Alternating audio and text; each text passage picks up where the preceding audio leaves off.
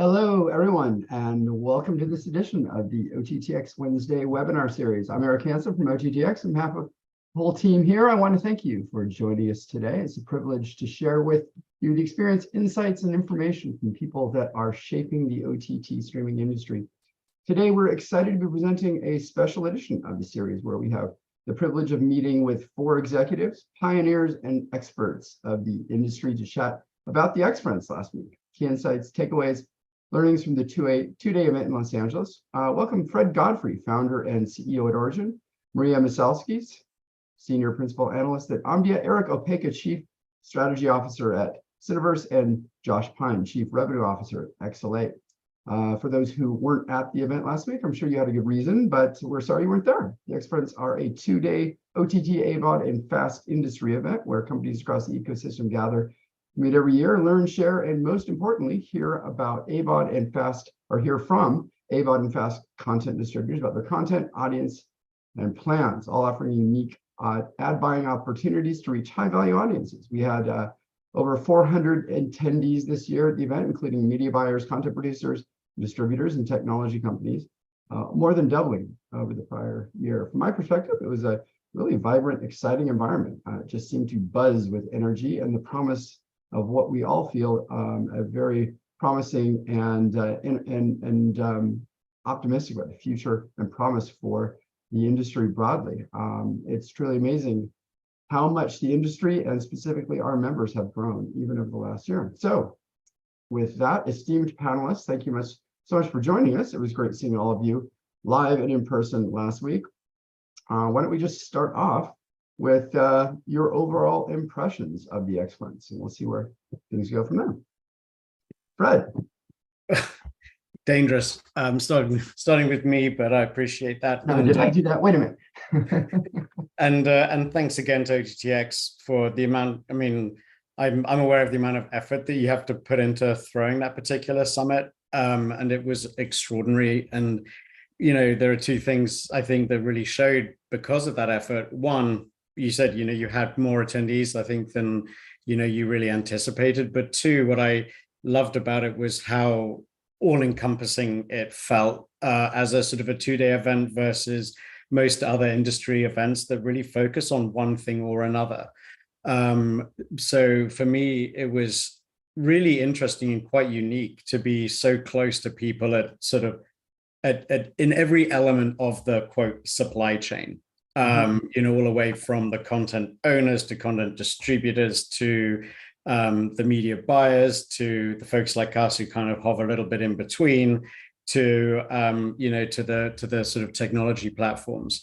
But I think it showed, as you said, a lot of promise for what's coming up in the world of FAST, but also, as I'm sure we'll come to in a bit, also helped us flag a few things that are going to be worth knowing for all of us across the ecosystem, because, you know, we've all said for years, CTV is the Wild West, and that's a very old saying, but, you know, I think it's important to be aware that it really is the Wild West. And that makes it both very sort of fertile ground, but also quite dangerous if you don't quite know, you know, what's hidden where. But it was a very worthwhile couple of days for us, for sure. So if you're British, what's the Wild Wild West? What's your version of the Wild Wild? Is that like Liverpool or something? Pretty more Sheffield, to be honest with you. I mean, Sheffield is a bit of a dump, which is quite rude because it's really where most of the Industrial Revolution happened. But yeah, let's say the Wild Wild Sheffield. Okay, great. Well, it's a lot of good music from the 80s came out of there. True. Oh, really? Well, we'll have to talk about that. You bring up music in the 80s, and this could veer off Trevor completely in Horn, your direction. Trevor Horn, they all came out of Sheffield. I was living there then. Not in Sheffield, but close by. All right. Well, you mentioned this being an all-encompassing event, and I think that's something that we tried really hard to do. We had great guidance from our board and our executive team, Erick, Opeka, being one in particular that I can remember bringing up the fact that this isn't just a set of pitch sessions. It's not just the new the new fronts or the upfronts. It's actually the whole ecosystem where the folks that you're working with are gathering, the folks that you want to be working with, the folks that maybe you should be working with are all there. And it's not just about pitching content. Why don't we go to you next, Eric, for your impressions as we harken back to about a week ago. Sure. Well, when you launch a new event, my experience is it takes about 3 years or so to start to get established, sometimes 4.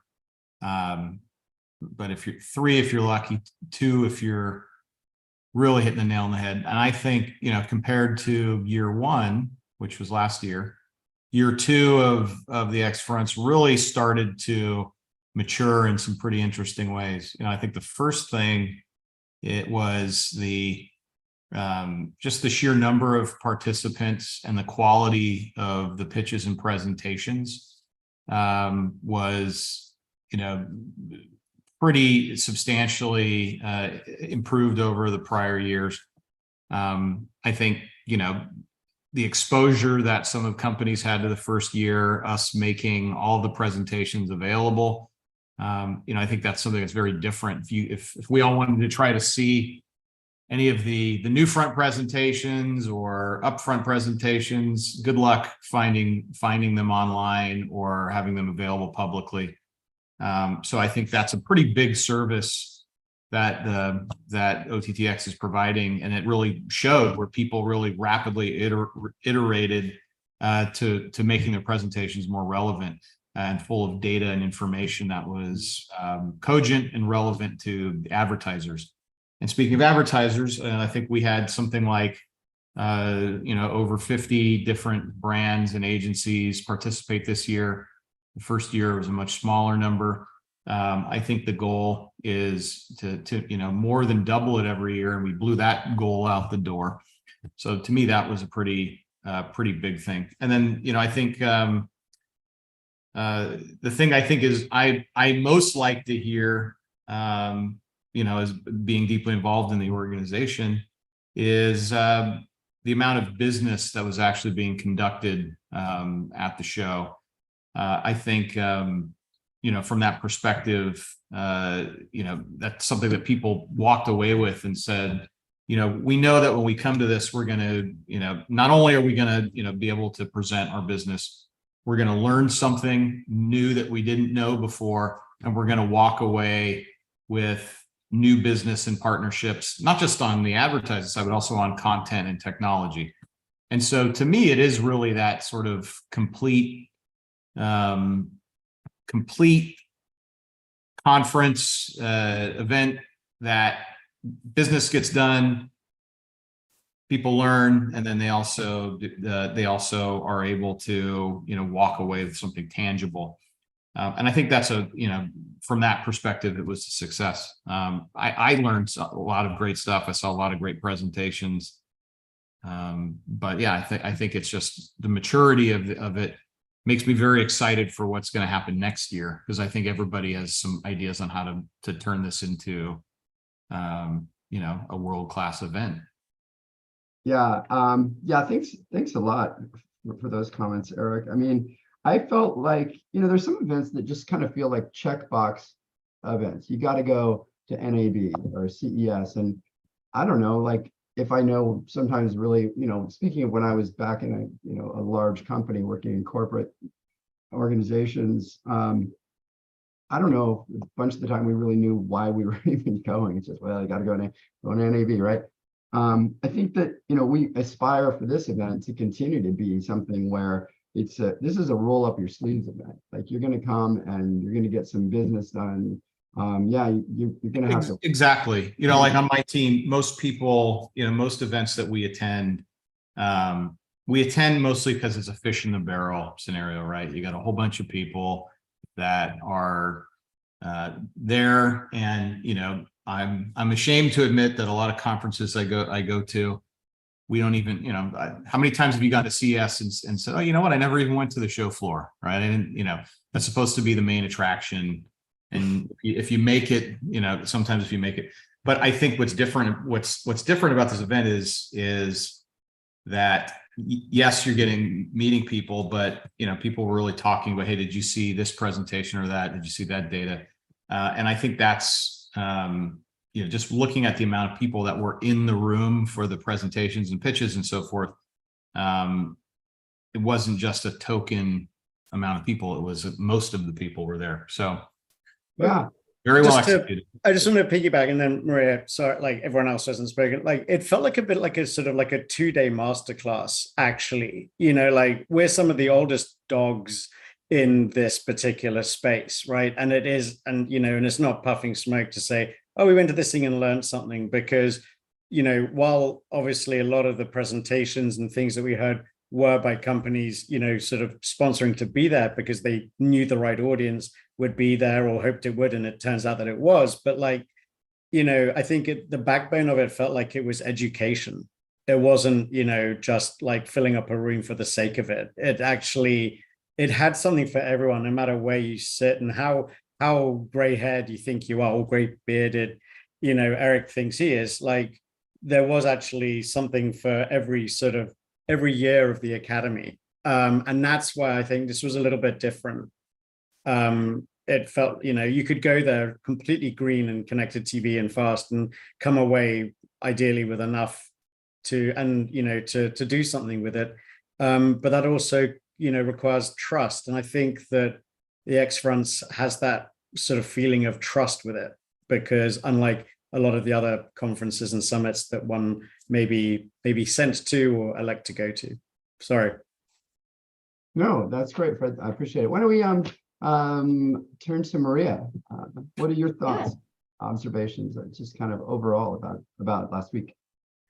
So I obviously look at this from the industry watcher perspective, right? We're a market intelligence company. For me, being at events like this, just the conversation, the buzz, the types of topics that are discussed are very indicative of where this industry is, the path that it's already been on, where it's going next. So I personally, as an industry analyst, I find this events invaluable as a means to keep my hand on the pulse of the industry.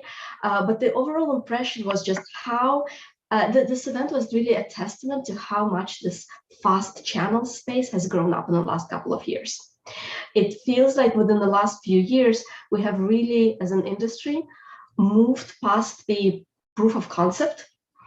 We know that there is a market for this, both from the consumer perspective. They're interested, they understand this proposition, they very much like the services, but there's also the whole ecosystem is growing up.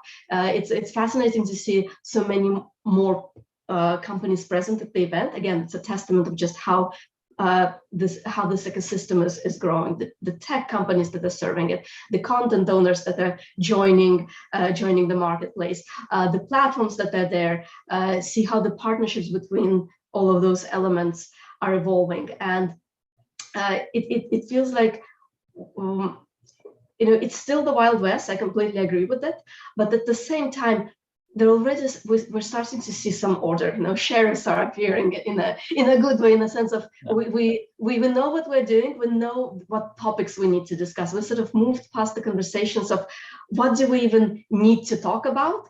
We know what we need to talk about, and this event was a testament to that. We're getting deeper into into topics like specifics of monetization. What are the different pathways? What makes sense depending on who you are in the value chain? We're getting deeper into the topics of niche audiences, of targeted audiences, and where exactly do you find them? We're getting more savvy about it. And I completely agree with Fred that it's a masterclass now. And it's not just about establishing the topics to talk about. You are now really getting away with very specific learnings about how, and that you can apply to no matter where you are in the ecosystem. So it was a very exciting event to just see the industry grow up before your eyes.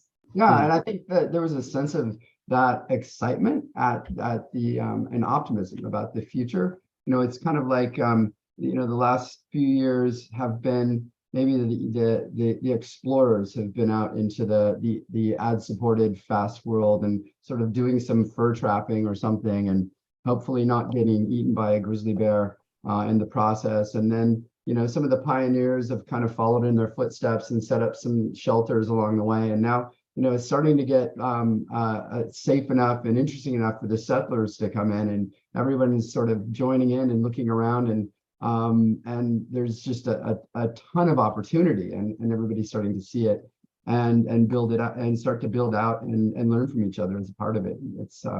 It was super fun. I was so proud of all of our members and all of our presenters and of our organization. It was fantastic. Okay, Josh, let's hear from you. What are your thoughts about Yeah, I think everybody's spot on, and a lot of you guys already stole that spotlight. But I think the for me, what comes to mind, the best word is structure. This X-Fronts put on structure to, when we talk about a disparate, evolving ecosystem within this world, this fast world, and this wild west world. We do need some structure, and I think for the first time we have this evolving structure that OTT.X and the X-Fronts is giving to this industry. FAST is probably one of the best acronyms we could use for this world, because it is moving so fast. And as pioneers too, it's incumbent upon us to take this now and build it, not just here but around globally. We were chit-chatting, before this started. I think Steve brought up about my, all these travels that I've been on recently. And what I hear from people in so many other parts of the world that where this hasn't evolved yet the way it has here, they know FAST is coming. They tell me they know FAST is coming. They don't know what it is, or they've heard about it, but they know how they know it's coming, and how do we help them prepare for it? So we need to, this is a great way for us to put structure behind something that has so many different moving parts, and help it expand through the rest of the world as well, which I think this has brought that structure to allow us to do. Yeah, it's and who knows how things are going to turn out. It's and that's one of the things that's so exciting about it. We don't know, and we're definitely not done encountering issues, challenges, and bumps in the road. So I know opportunities to get this whole ecosystem together are I think vital. Yeah, and to everybody's point, content is great, but it's not great on its own, right? Analytics are great, but not on its own. The platforms are great for viewing content, but without the content, right, it doesn't work. And without suppliers in there in between getting the content to where it has to go, in a form it has to go, in a watchable, localized manner for whoever the audience is. It's all these moving parts that have to fit together, and I think that's what the organization is bringing to the audience. Yeah, I'm glad you brought that up, man. To kind of like piggyback on what Erick was saying as well, or Fred. I think that this was it's an ecosystem event. It's not just about pitching buyers, and I mean that's an important component of it, but. But we could go to a lot of film markets and pitch buyers, right? It's important. I think as a supplier, for me, on the supplier side, I like seeing the pitches, because it helps my company build a better product when I know what the content is and where it's going. But there's plenty of film festivals for buying content and selling content. It's a key part of the OTT.X Fronts, but it's everything else that goes into it as well. Yeah, that's a really good point. We had kind of think about the pitches as being, hey, this is for buyers, for agencies, for brands. I don't know. I kind of felt like, yeah, that's why we set it up. But I learned so much just listening to those. It's fun watching content. It's amazing that the incredible breadth of content that's being created by our members and by those that we're presenting, but also the audience data and statistics were really, really cool to hear about. Did you have a chance to see many of the, or at least some of the pitches? I know you're all pretty busy. What were your thoughts about those? I'm never busy. I mean, for me, I just love sitting there, and yeah, there were some, and I almost kind of feel hesitant to even call them pitches. What was quite extraordinary, and I appreciate that anyone listening to this is when will they stop just saying amazing things about the X-Fronts, because obviously they want to say next year. And I think we'll get around to it to, those of you who are listening and watching this, but that was what I meant earlier by education, right? Because to Marija's point, look back just look back just 3-4 years, like Eric will know this because just a handful of numbers ago, and I used to be on the sell side, you know, at a news company, like you could ring up anybody who you know who was running one of these like fast services, and they would take your channel without a moment's hesitation, you know, and then skip forward 2 years from that to sort of pandemic type era, and suddenly they're having to slow down and even potentially look at reducing that. And then fast forward to today, and you know, now we're learning that there are 2,000 or 3,000 channels being offered up there, and people are now becoming a lot more careful. And along with that, you know, you're getting the squeezes from both ends, and that's where this ecosystem concerns me, you know, because because it has to be sustainable. And if you're just having all of the minnows being eaten every morning, then the rest of the ecosystem collapses. But if all of the whales go and get hunted in the morning, then all the minnows take over, and like, you know, you're just going to have like, you know, minnow central. Like it's these are the things. The X fronts actually help me understand in my mind a lot more clearly than I think I had really been able to before, that it's a very delicate ecosystem actually. And that's why I love the fact that some smarty pants came up with it being called the X fronts, because it's not new and it's not up, it crosses the spectrum. And I think that that's something which, you know, we should really look to double down on going forward. It's not for any one person. Or maybe Fred, it was like the X Games, right? You know, the X-Men, you know, yeah. You know, I mean, how many X's can there be? But but I think it's actually going to be, I think next year could become more important than for reasons we might even be aware of now. Right. You know, like even the biggest players in this market are under threat, you know, if not by someone bigger, then by someone of equal size. You touched on a good point on that, though. That is a really good point. I think that was something that was also palpable. Something's changing. You know, that like whatever the fast market was 2, 3, 4 years ago, because you've got AMC coming in. They've got 12 channels. You've got, you know, Warner Brothers Discovery, 20 plus channels. A&E's got 10 channels. You know, despite the infinite dial, you know, and the footprint that cable television had, which was what was at its peak at 1,100 channels, something like that.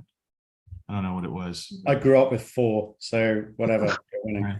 Well, we had the pleasure of having 1,000 channels with nothing to watch. But you know, a lot of those were infomercials. That included, you know, all the specialty channels, foreign channels. But there's 1,000 channels, right? I don't think anybody that we talk to says they want 1,000 channels at all, right? Nobody's saying. So the amount of available inventory of slots for fast channels isn't even going to be anywhere near it was in cable, which seemed limiting to some degree. Yeah. But with big swaths, so let's say it's 300 to 500, but with, you know, major media companies each claiming 5 to 8% of it, where does that leave, you know, the diversity? And, you know, some of the other things, for example, in cable, you had, you know, community access and things like that, where, or at least, you know, there was, you know, we laugh about community access as, you know, sort of, you know, the fringes of people coming on and saying whatever they want, but that was the whole point. Well, that's gone, right? That doesn't exist. So I think the X fronts serves as sort of this bulwark against what feels very much like an oligopoly forming of 4 or 5 major media companies providing most of the channels with, you know, and is that really, you know, with them paring down content, divesting, you know, if I see one more, you know, you know, you see, you know, BTs being, you know, auctioned off. I'm hearing rumors about another, African American channel that's, being rethought, that's run by a major media company. So I think, you look at some of these things and it's going in the opposite direction. And I think some of that it's almost like a backlash against diversity is mirroring some of the broader things that are happening in the culture. And I think we have to be a bulwark as an organization to say, diverse media, lots of choice, and seeing the size of the audiences that people were touting in aggregate, this is a huge portion. So I think that was something that really stood out to me is this, and I spoke about that in my opening remarks. I think you can check that out, but it's sort of a fight against a monoculture of, having 4 or 5 FAST platforms that, own 40 of their own, vertically integrated channels, and everyone else, is nipping at their heels between them and the studios for the gaps. We need to fight against dancing at the feet of elephants and finding our space. So I think that, is going to be something we really think about, is how do we just double, triple, quadruple down on this in future events. Yeah, I'm reminded on your comment there, dancing at the feet of elephants. I think we want to dance, and if one of our members at the Diversity Summit, who was speaking last year, said, hey, if you want to dance at the feet of elephants, that's great, go dance. But you know what? You're a zebra. Go out and be a zebra. And I think there's no reason that we can't be, and all of our members and those that are. It's either that or we become the newspaper industry, right? I look at my local paper. It's basically Gannett up here, upstate New York, and the front page, you get to page 2, and it's basically syndicated articles from there's no original reporting in a city of 1 million people anymore, right? Mm-hmm. And is that where we're going to go with media? We're going to have just a monoculture of regurgitated television shows from 3 companies controlled by another 3 companies that license. Well, that's something that concerns me, is this is our chance to, honestly, it's our chance to create a truly democratic playground for media, right? Where we don't have to put all of the olden days oligopolistic rules into play in the streaming era. And yet I think there's the risk that it could start happening that way. I think for us it's a strength in numbers game, right? It's our strength in numbers. Our strength in numbers wards off the evil empire. And something that I think differentiates this time versus newspapers and cable broadcast is the technology side, the ability for anybody to create content and spin up a channel and make it available, and actually distribute it, get it out there into the world. And you could start on TikTok if you wanted, or on YouTube, and then build an audience there. And that is an opportunity that wasn't there before. And I think that, the technology and companies like XL8 and many of the others that are building and what you're doing at Origin to make it possible to deliver content and great, really rich experiences. And we're seeing more of that. And I think that's why, maybe the quality of the content, the quality of the data that's available, you don't have to have the same sort of tech stack and piles of people to collect data anymore. It's, you can get it yourself. Now, there's obviously issues and challenges when you don't own maybe the relationship with the end user, but I don't know. I think that's an important concept. It makes me optimistic anyway about the future, and we're certainly seeing a lot of new entrants as members of OTT.X in targeting demographics and enthusiast audiences. A lot of our new members are in that category, right? Well, I promise this that I'm not going to say anything after this until at least Marija has spoken again, because I'm doing the thing which I swore I wouldn't. But so Marija, you got to, but the only thing I just want to say is, to that end, like, honestly, while you say it excites you, all of the things we just said are also what kind of scare the shit out of me, because it is so easy. It is so easy to be sold this gigantic pot of gold, right? This fast ad revenue gold at the end of the rainbow. And all you got to do is buy this. And also I need to silly this. I only need to buy this bolt-on, right? It's not like starting a channel on YouTube or TikTok. It takes real investment and it takes real chops. But there are so many people out there who know how to play that game and how to bend reality to basically use you as fodder in their favor, by like in this. And you can be this is what scares me. Like, good people are the people, the really good people are the people at the content end of this discussion, of this panel, right? All the terrible evil people are the ones that are like trying to figure out how to make money through different means. Like, what I guess I'm saying is, I think if it was Marija, and if not, this is a good reason to pass to you. But like, I heard no fewer than 3 times last week at OTT.X that there was this sense that, like, small and independent media owners or distributors, if you will, got this sense of like, we need to be part of a collective if we're to stand up against some of these behemoths and against the bullies, and against the people who are allowed to change the rules whenever they want, or the people who have worked out how to play in this wild Sheffield, right? Because it's such an unregulated place. But the people who mean well, like, they won't be aware that all this is happening, but the money that should be going to them won't be, because someone else has figured out how to scoop it up first.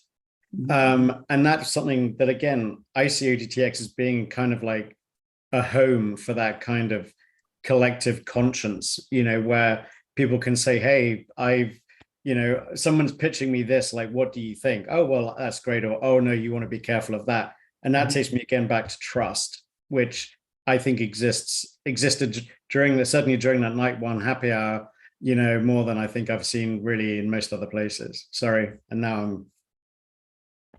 Well, you bring up a great topic that I wanted to cover, and that is about concerns for the industry, concerns that maybe the event last week has maybe amplified or given that are new for you. Marija, thoughts from you about that? What if you're trying to make it in this industry as a content distributor or a content creator, what would you be concerned about? To be honest, you have some of the people in that spot on this panel, so would like to flip that question to them. That said, I think there were kind of a few themes that emerged for me through the event. One of the key themes, and this seems to be a concern both on the behalf of all of the smaller content owners, but it's actually also the concern that the platforms have as well. How do you stand out in this in this world of overwhelming choice? And I heard just Erick was talking and Fred was talking about monoculture, but at the same time, monoculture is also a threat to all the consumer-facing platforms, the bigger players now, who, on the one hand, they are getting selective. On the one hand, they are starting to work with the monoculture more, but at the same time, it's not in their long-term interest, and they recognize this as well. They cannot simply become a conduit for monoculture itself, because then they don't stand out either. So there were some very exciting conversations about how the platforms can work with potentially more targeted services, even the platforms coming to the targeted services and saying, we're noticing in the data that there is interest in this type of content. There is interest in potentially this type of channel. Can you create it for us? And I thought that was very exciting. And what this underscores is that one of the biggest conversations just generally happening in the world of CTV is sharing of data, transparency, sharing of data. It's a contentious topic. Everybody loves to speak about transparency. It's not always there. But once again, there were so many exciting examples during the event about how data transparency can benefit everyone. That's a conversation that needs to continue to happen. And what's once again unique about OTT.X is that it's not just about data transparency between the elephants.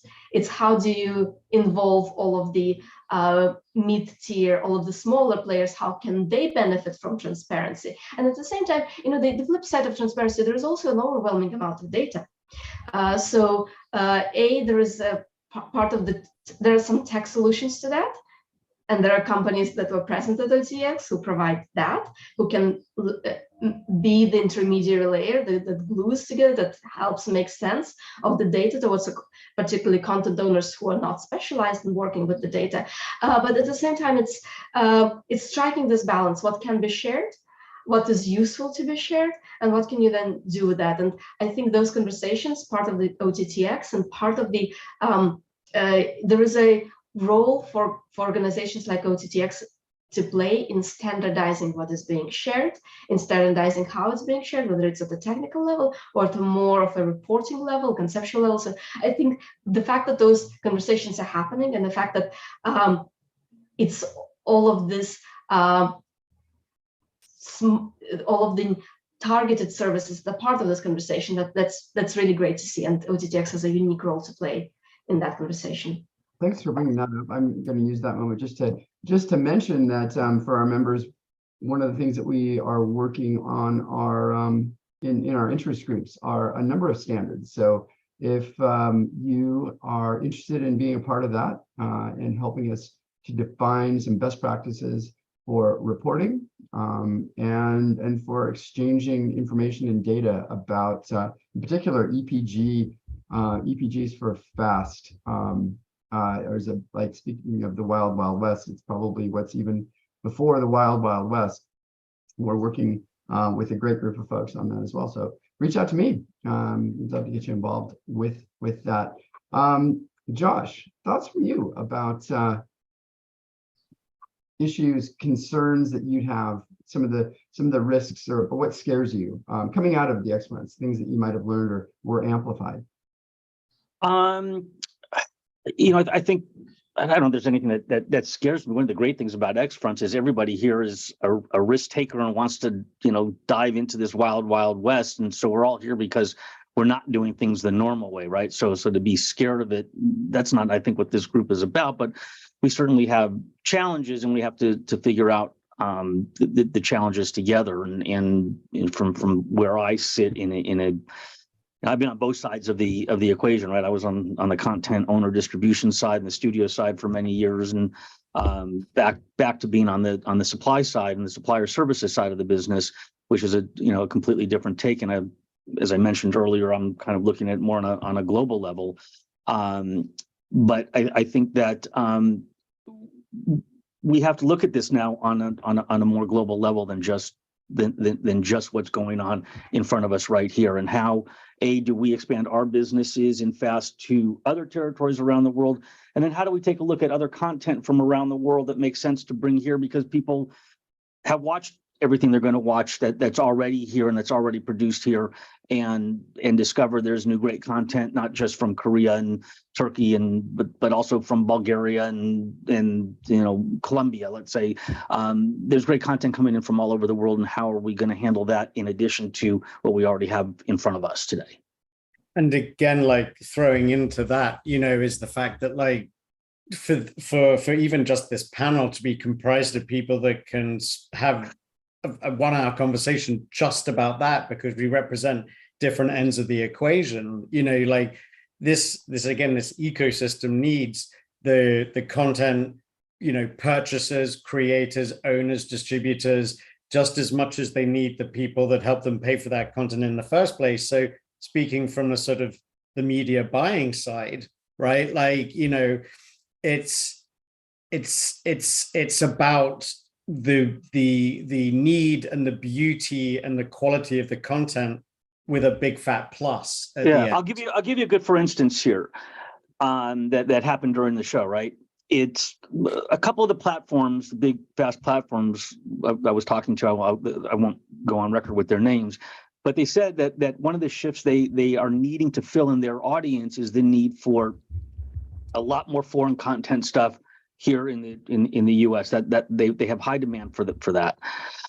But what we don't think about on a day-to-day basis in our day-to-day fast lives, if you will, is that the localization industry has really been greatly built around English-speaking content, whether it's from the US or the UK or Australia, and being exported to all the other various parts of the world, right? So that's where most of your linguists are. That's where most of your capabilities are, even with the help of our machine-aided translation. It's like an 80-20. 80% of the content that's being localized is from English to other languages. Well, now as you have a paradigm shift and you have a ton of foreign content coming into the US and coming into English from other languages, there's not enough linguists that can translate from those languages into English in a reverse format. How are we going to support that? How are we going to build that infrastructure to handle the needs of our audiences wanting more of that content?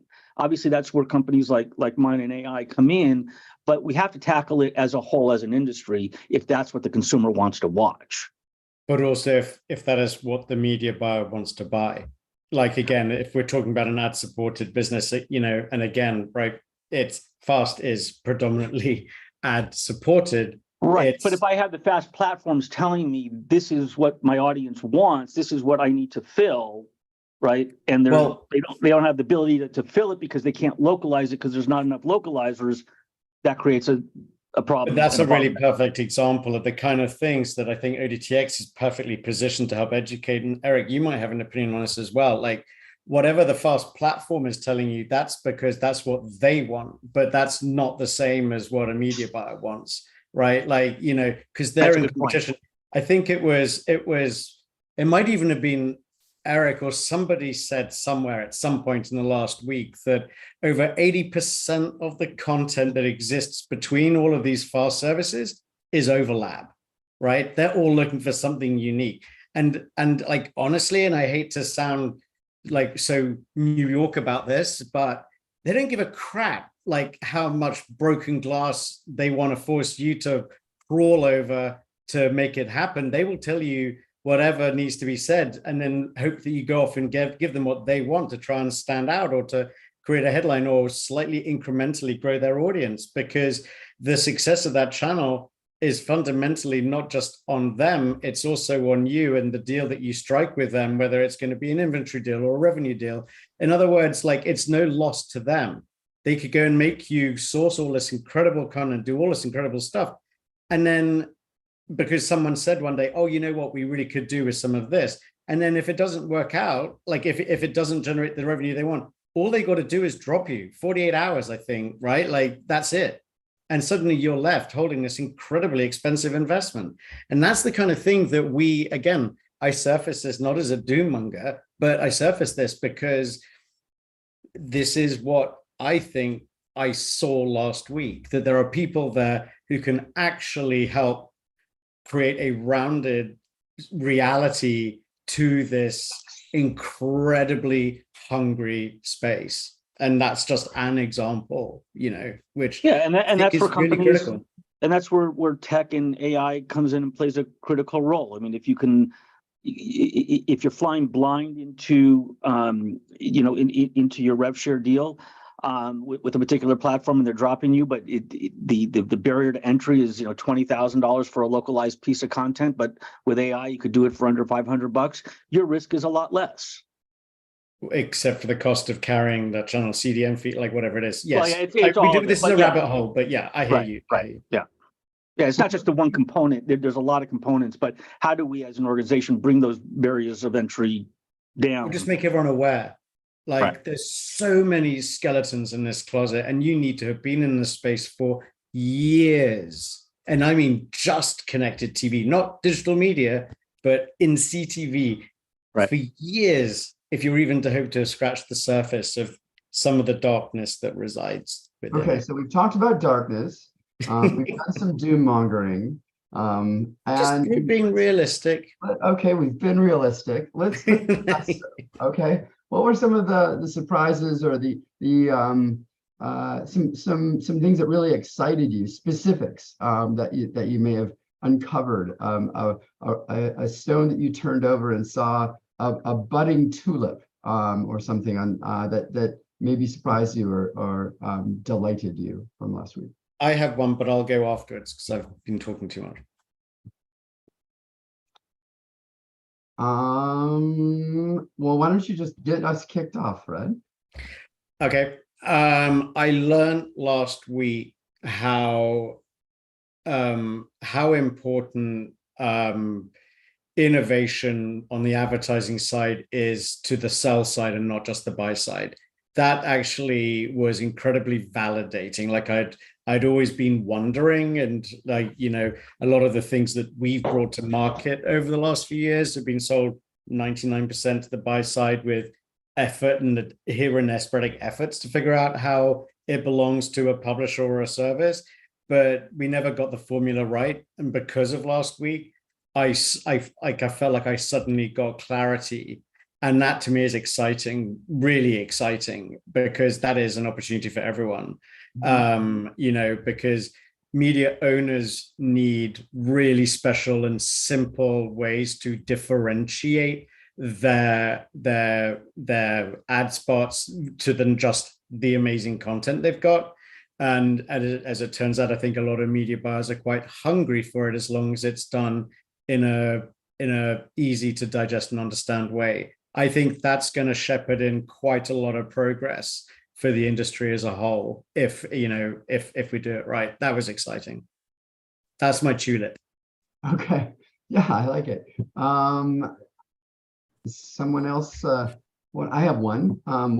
It's really broad, but I was really surprised, maybe super impressed with. And I think Erick mentioned it as well, with the quality of the pitches from even this sort of smallest independent distributors and content creators, and the size of their audiences as well. It's, I don't know, to me, it really feels like it's getting over the hump, that this is real great content, and there's a lot of sophistication in what's getting created, and audiences are noticing. And I don't know, I was really maybe very excited to see that.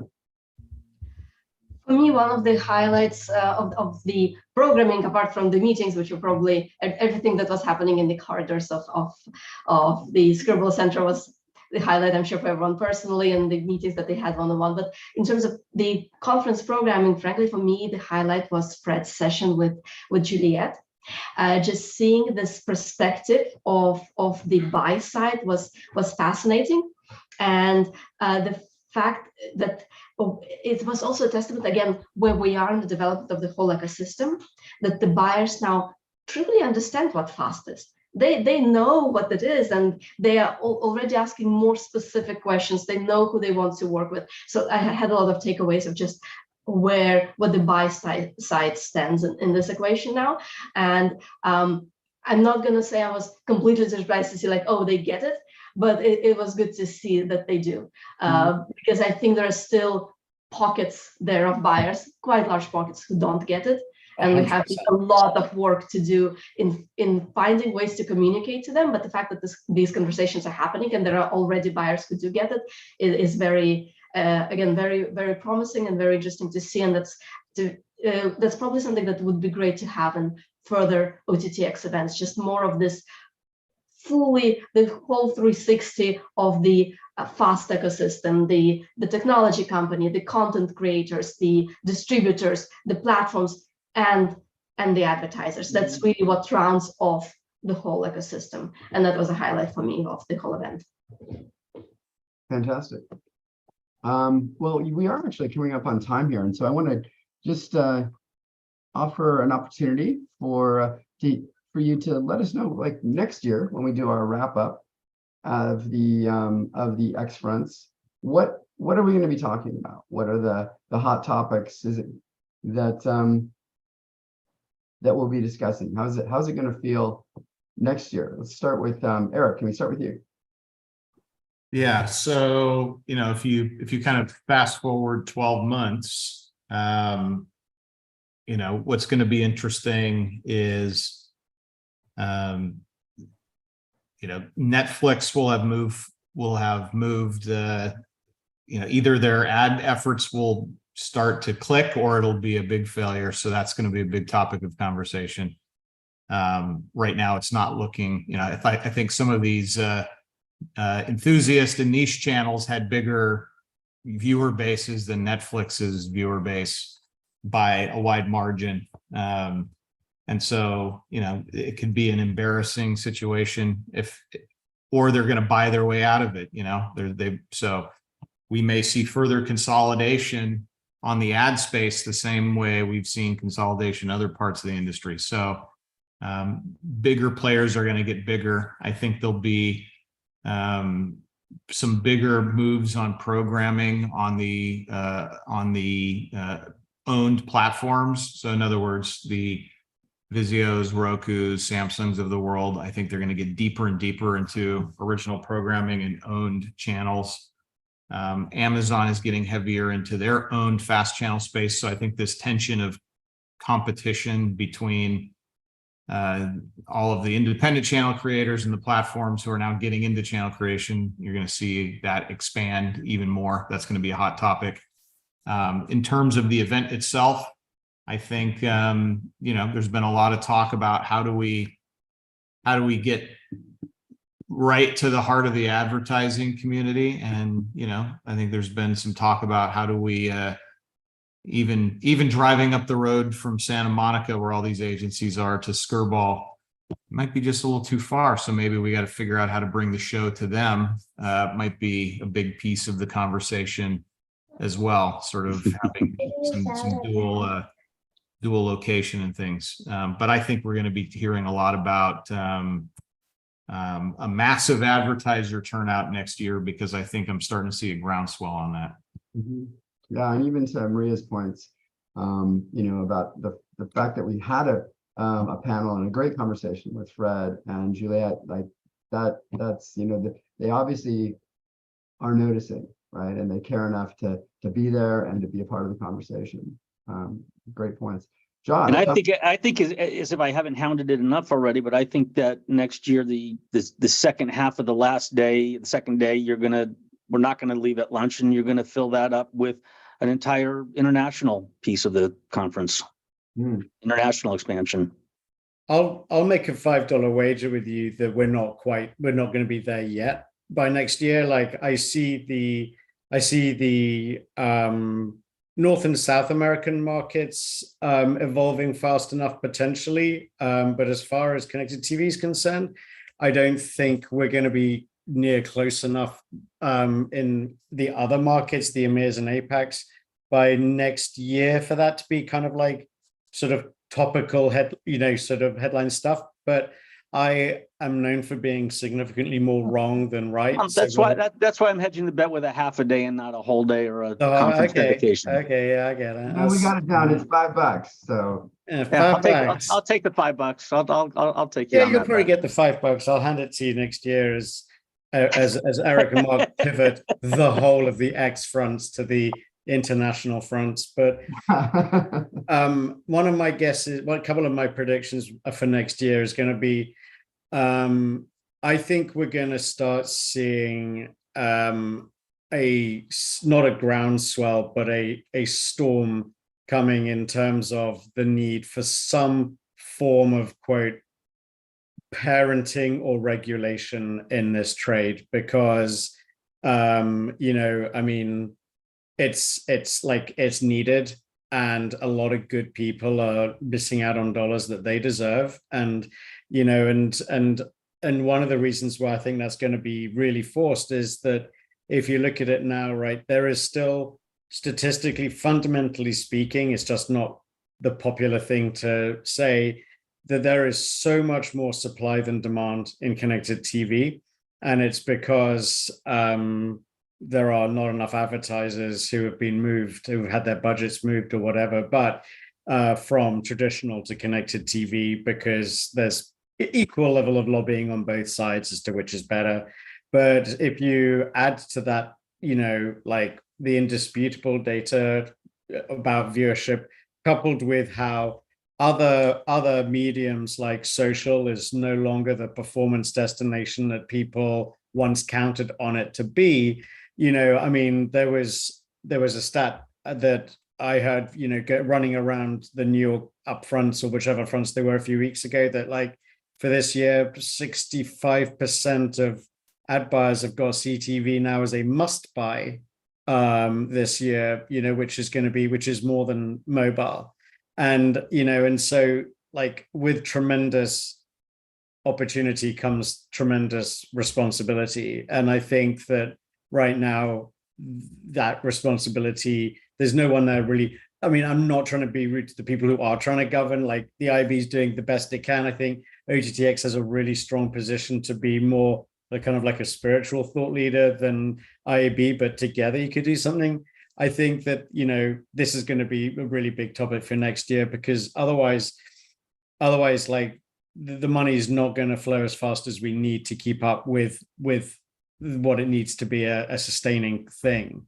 And so that's probably one of my parting thoughts. Yeah, that's a great thought, something really to think about. Marija, we'll give the last word to you on this. What are we going to be talking about next year? On that, actually, somewhat building on Fred's line of thought there, but I'm gonna go out on a limb and say that we're going to be talking about measurement, which is not a super exciting topic, but at the same time, what I expect to see happen in the US market over the next 12 months is there's going to be an acceleration of movement of TV ad dollars into CTV. And with that will come a conversation about measurement. Because ad buyers that are used to buying traditional TV, they're working with Nielsen. OTT.X members have not yet been discussing this topic. Most of the measurement conversations that I've heard so far were along the lines of, we have this audience, it's all of the digital type measurement, the measurement based on analytics, measurement based on metrics. There is a big conversation happening in industry in general about currencies, about new forms of measurement. How does that tie in with the power that Nielsen has? I think this conversation will eventually have to come to OTT.X as well, because if FAST industry is to grow, and if it's to absorb some of the budgets that are migrating from traditional linear TV, we will need to have this conversation. So that's my guess for a big topic 12 months from now. Fantastic. Yeah, I think you're all right, and I'm really looking forward to that conversation next year and to the future ones. Thanks again to Fred, Marija, Erick, and Josh for being with us today. Really inspiring, super fun conversation. I think we could do this almost every week if we want to just get together and have a little conversation. Speaking of that, we do have something called The Buzz coming up, which is going to be a great webinar where we will be bringing thought leaders and folks just like yourselves. And in fact, you all are probably going to be involved in it every couple of weeks to our audience and to the world, to talk about what's going on in the OTT sphere, including AVOD, fast subscription, TVOD, all of the distribution methodologies and business cases. So I look forward to those conversations and invite everybody to be a part of them as well. Thanks again also to all of our dear audience for attending and for your continued support of OTT.X. We did record the session, and we're going to make it available on the OTT.X website at OTTX.org very soon. I think if they're not there now, there will be in the next few days. All of the presentations and panels from last week will be there. What you'll be missing, of course, is, as Marija mentioned, the the hallway conversations and the meetings and the conversations at our cocktail party and around. So make sure to mark your calendars for upcoming events. And speaking of that, the Los Angeles Roundtable discussion groups are being held on June 29th in LA. If you've attended those in the past, you know they're super valuable. A lot of great information is shared and learned. Chance to meet with executive experts and colleagues and peers across the ecosystem. Share your thoughts and ideas about issues that are facing your business. This year, we're focusing discussions on search and discovery. We only do this once a year in LA, so really want to encourage everybody to be a part of it. Space is limited, so get out to our website and find out more about that and get yourself registered. There's a bunch of other events going on later in the year. We talk a little bit about interest groups and some of the stuff that we're doing there with standards, education. If you're a member, I want to encourage you to reach out to me or go check out on the website. We're doing some really exciting things and with standards, affinity groups for women and for in diversity in OTT, education, any number of things. And if you've got an idea for a group that you'd like to kick off and maybe bounce around, send me an email as well. I'd love to work with you on that. Again, those are members only. So if you're not a member, you can also reach out to us and we can help you with that too. So with that, we're going to close up. Thanks to our esteemed panel and everybody for being a part of this, and thanks to everybody for being here. I look forward to connecting soon. Thank you for having us, Eric. Thanks, everyone. Bye, Ryan. Thank you. Bye-bye. Bye.